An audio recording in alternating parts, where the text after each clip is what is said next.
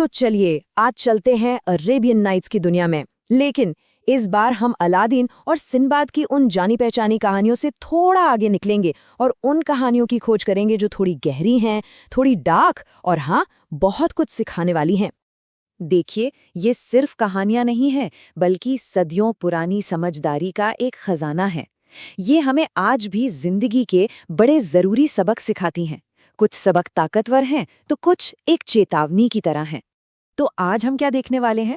हम 3 खास कहानियों को समझेंगे और देखेंगे कि कैसे ये कहानियां हमारी कुछ सबसे बड़ी कमजोरियों को सामने लाती हैं, जैसे लालच, जल्दबाजी और घमंड। हमारी पहली कहानी अली बाबा और 40 चोर।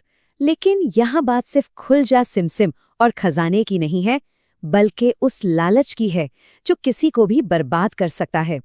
कहानी शुरू होती है 2 भाइयों से। एक तरफ है अली बाबा, एक गरीब लकड़हारा जो अपनी सीधी साधी जिंदगी में बेहद खुश है, और दूसरी तरफ है उसका भाई कासिम, जिसे विरासत में खूब दौलत मिली और जो ऐशो आराम की जिंदगी जी रहा था। और फिर एक दिन अली बाबा की किस्मत उसे एक ऐसी जादुई गुफा तक ले जाती है जो 40 चोरों के खजाने से भरी पड़ी है, और इस गुफा का राज वो छिपा है एक जादुई मंत्र में। कहानी में असली मोड़ तब आता है जब अली बाबा की पत्नी अपने नए सोने को तौलने के लिए कासिम से तराजू उधार लाती है। अब कासिम की चालाक पत्नी क्या करती है, वो तराजू पर थोड़ी गोंद लगा देती है और सोने का एक सिक्का उस पर चिपक जाता है। बस वही एक सिक्का कासिम के दिल में लालच की आग भड़का देता है। लालच में इतना अंधा होकर कासिम गुफा में तो पहुंच जाता है, पर वो बाहर निकलने का मंत्र ही भूल जाता है। और जब चोर वापस आते हैं तो वो उसे पकड़कर मार डालते हैं और दूसरों को डराने के लिए उसकी लाश को वहीं छोड़ देते हैं। लेकिन इस कहानी का असली हीरो कोई और है। अली बाबा को कोई जादू नहीं बचाता, बल्कि उसकी वफादार और बहुत ही समझदार नौकरानी मोर्गियाना बचाती है। वो अपनी चतुराई से बार बार चोरों को चकमा देती है। और आखिर में जब चोरों का सरदार भेस बदलकर अली बाबा के घर पहुंचता है, तो मोर्गियाना एक नर्तकी बनकर उसके सामने नाचती है और सही मौका देखकर एक छिपे हुए खंजर से उसे मार देती है। इस तरह वो हमेशा के लिए उस खतरे को खत्म कर देती है।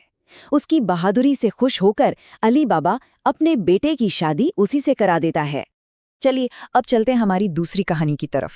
ये कहानी हमें सिखाती है कि बिना सोचे समझे और पूरी सच्चाई जाने बिना कोई भी कदम उठाना कितना ज्यादा खतरनाक हो सकता है। जरा सोचिए, एक मछुआरे को एक संदूक मिलता है और उसके अंदर एक जवान औरत की लाश है। खलीफा हुक्म देता है कि 3 दिन के अंदर कातिल को पेश किया जाए। सवाल यह है कि आखिर कोई अपनी ही पत्नी की हत्या क्यों करेगा? जल्द ही उस महिला का पति अपना जुर्म कबूल कर लेता है और एक बहुत ही दर्दनाक कहानी सुनाता है। एक छोटी सी ख्वाहिश, 2 हफ्तों का लंबा सफर, एक नौकर का बोला हुआ झूठ और एक पति का गुस्सा, इन सब ने मिलकर एक भयानक अंजाम दिया। यहाँ सबसे दुख की बात यह है कि ये हत्या किसी बुरी नीयत से नहीं की गई थी। नहीं, ये एक भयानक गलती थी जो बस जल्दबाजी में और पूरी सच्चाई जाने बिना की गई थी। और अब हमारी आखिरी कहानी, ये हमें घमंड के बारे में एक बड़ा जरूरी सबक सिखाती है। ये कहानी है एक ऐसे राजा की जो भगवान जैसी ताकत चाहता था, लेकिन उसे विनम्रता का एक कड़वा सबक सीखना पड़ा। राजा अब्दुल मलिक महान राजा सुलेमान की तरह शक्तिशाली बनना चाहता था।